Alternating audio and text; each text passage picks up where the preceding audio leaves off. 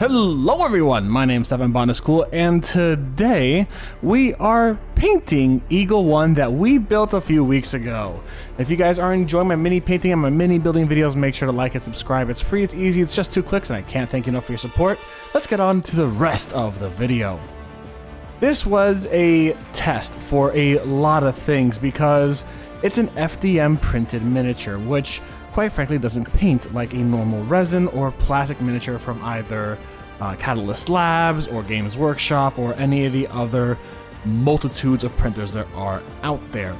And I'm not really great at painting these guys, I'll be perfectly honest. I've only painted 2 or 3, and of the 2 or 3 I've painted, I've only really enjoyed painting like this one and another one. The other ones I've painted, if you guys remember from way back when I got a tavern that was FDM printed, it was absolute garbage and I really disliked it a lot.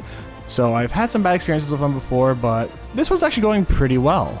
I mixed Abaddon Black and Lead Belcher to make it look a little more metallic. However, if I'm going to be perfectly honest with you guys, I've already repainted it in my personal life, where I just decided to put Abaddon Black there pure and simple because it looked a lot better. That mixture of Abaddon Black and Lead Belcher just looked very washed out and I didn't like it. The same goes with the yellow. I mixed Averland Sunset and a little bit of Lead Belcher and I just didn't like how it came out. Which again, I repainted in my personal time over here just at home. And because it's an FDM print, the paint gets trapped a lot in those ridges, which means I end up using a lot more paint than I would for a non-FDM print. At least that's my experience so far. I've painted very similar large miniatures that took a lot less paint than this one did.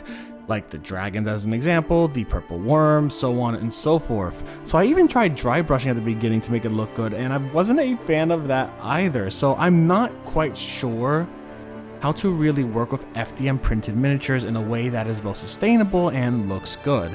I was able to get it done with the podium for Onbu a while ago, and that looks really good. But other than that, this guy's coming out fine. I'm enjoying Eagle 1 quite a bit, but it's still one of those where it's like there's a lot to learn with FDM printing and a lot of ways to paint FDM printing that make it look better that I don't quite know well yet. So if you have tips, leave them in the comments, I'd love to hear.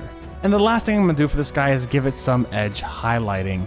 In all reality, I don't think a mini like this needs so much in-depth work that I was considering giving it, unless you really know those in-depth tactics to make flat areas look so vibrant, if that makes sense. I don't know all those techniques yet. I don't understand them very well, so I don't really want to make something look worse when making it simple, accessible, and fun is also going to look absolutely beautiful.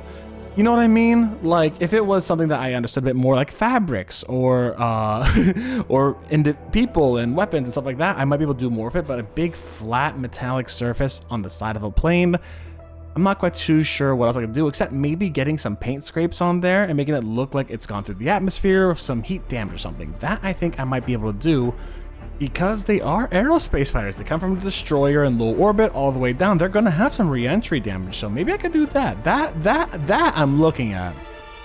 All right, anyways, just thank you all very much for watching this video. I hope you all enjoyed it. It's a little shorter because it was a shorter stream and as such a shorter video.